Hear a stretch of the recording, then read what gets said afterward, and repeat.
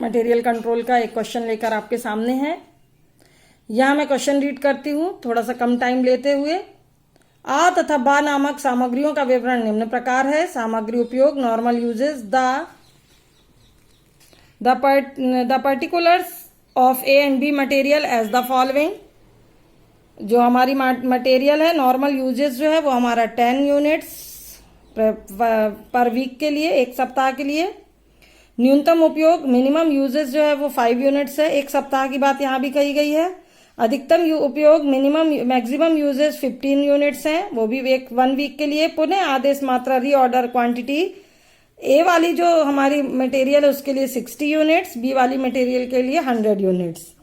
और पुनः आदेश अवधि, रीऑर्डर पॉइंट जो आपको दिया गया है वो ए वाली उसके लिए 3 से 5 वीक और बी वाली मटेरियल के लिए 2 से 4 वीक। हमको क्या निकालना है तो देखिए, हमको यहाँ पर बता दिया गया है क्लियर। हमको क्या निकालना है, रीऑर्डर लेवल जिसको हम पुनः आदेश स्तर कहते हैं। सेकंड है हमारा न्यूनतम स्तर जिसको मिनिमम लेवल बोलते हैं।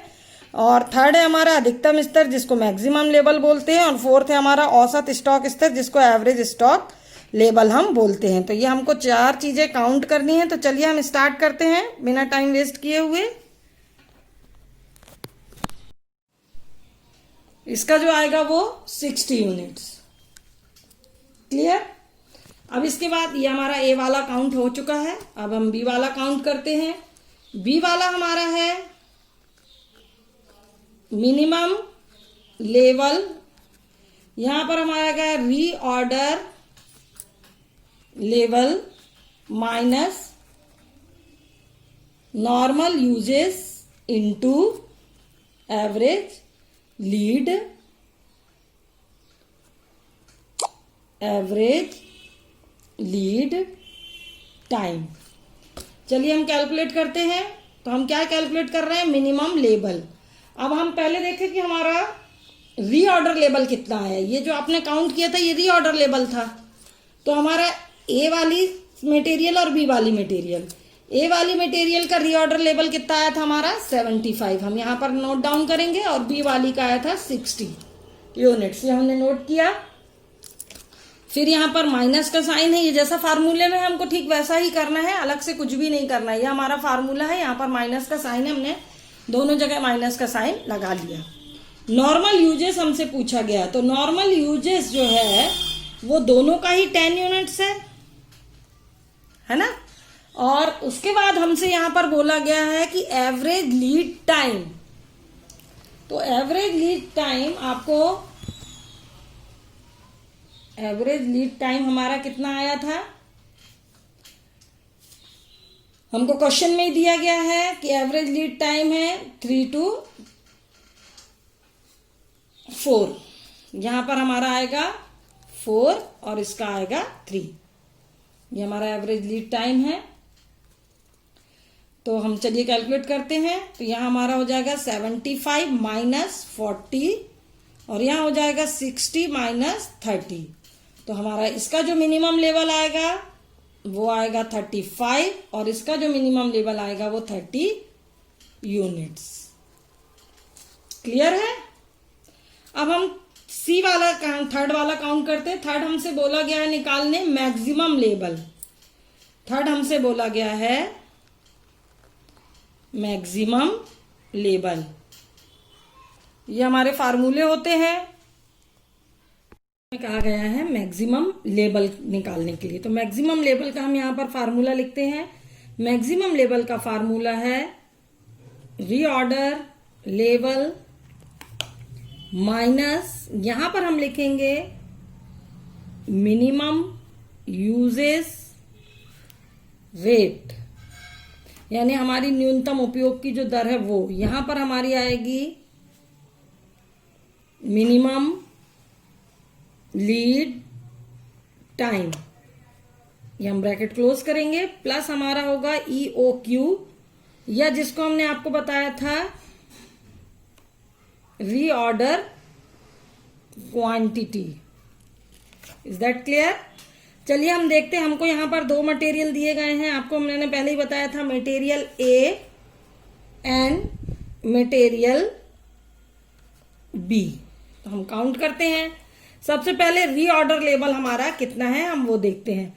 यहां देखिए आपने रीऑर्डर लेवल काउंट किया था, ये सबसे पहले हमने जो काउंट किया था वो हमारा रीऑर्डर लेवल ही था। इसका 75, इसका 60, दोनों का हम लिखते हैं रीऑर्डर लेवल 75 ए वाली मटेरियल का और बी का 60 आया था। फिर नेक्स्ट हम इसको माइनस करना है, हमको दोनों में ब्रैकेट लगाए, माइनस हमको क्या करना है मिनिमम यूजेस रेट। तो यहां पर क्वेश्चन में आपको मिनिमम यूजेस रेट जो सामान्य उपयोग की इकाइयां या नॉर्मल यूजेस दिया गया है वो दिया है 5, जो दोनों में ही फॉलो होगा, इनटू मिनिमम लीड टाइम। अब यहां पर मिनिमम लीड टाइम आपको पहले से दिया गया है। मिनिमम लीड टाइम के लिए आपको बोला गया है 3 से 5 सप्ताह ए वाली मटेरियल के लिए और बी मटेरियल के लिए 2 से 4 सप्ताह। तो हमारा जो मिनिमम टाइम आएगा इसके लिए 3 और इसके लिए 2 वीक्स। यहाँ 3 सप्ताह, यहाँ 2 सप्ताह, ये हमको दिया हुआ क्वेश्चन में। Plus reorder quantity, reorder quantity भी हमको बिल्कुल क्लियर दी हुई है, यहाँ 60 यूनिट्स, यहाँ 100 यूनिट्स। चलिए सॉल्व करते हैं। 75 माइनस 5 3 15 प्लस 60, इसको जब हम सॉल्व करेंगे तो ये कितना आ जाएगा, इसमें से इसको माइनस किया तो 60 plus 60 is equal to 120। This is our answer. ऐसे ही इसको सॉल्व करते हैं। 60 माइनस 5 2 10 प्लस 100, इसमें से इसको माइनस करेंगे तो ये हमारा आएगा 50 प्लस 100 इज इक्वल टू 150। तो ये जो हमारी ये 120 यूनिट्स इसका हमारा आया, ये हम निकाल रहे हैं मैक्सिमम लेवल, और इसका आएगा हमारा 150 यूनिट्स। ये हमारा इसका मैक्सिमम लेवल, ये हमने काउंट कर लिया। अब डी में हमको बोला गया है काउंट करना है average stock level. Average stock level हमको काउंट करना है, जिसका फार्मूला है minimum level plus 1/2 of reorder quantity. Minimum level जो है वो आपने पहले ही काउंट किया, ये जो काउंट किया था ये मिनिमम लेवल था हमारा। मिनिमम लेवल ए वाले मटेरियल का और बी मटेरियल का। यहां हमको क्या निकालना है, average stock level. Average stock level के लिए मैंने आपको बताया मिनिमम लेवल।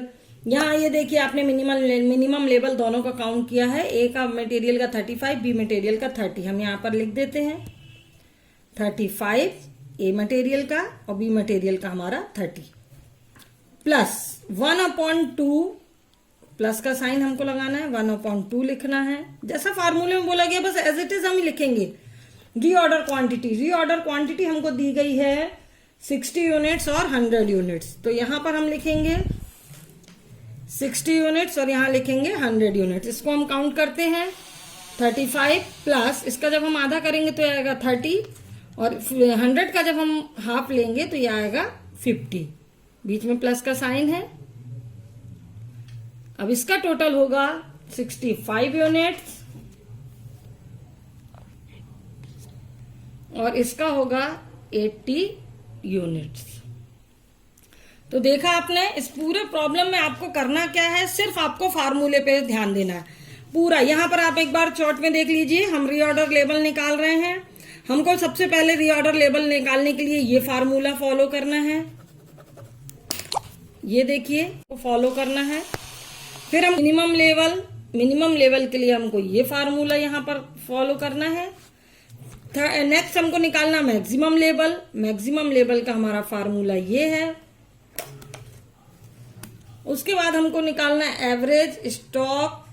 तो एवरेज स्टॉक लेवल के लिए हमारा ये फार्मूला है। मटेरियल की कॉस्ट को कंट्रोल करना चाहेंगे तो आपको पता होना चाहिए कि आप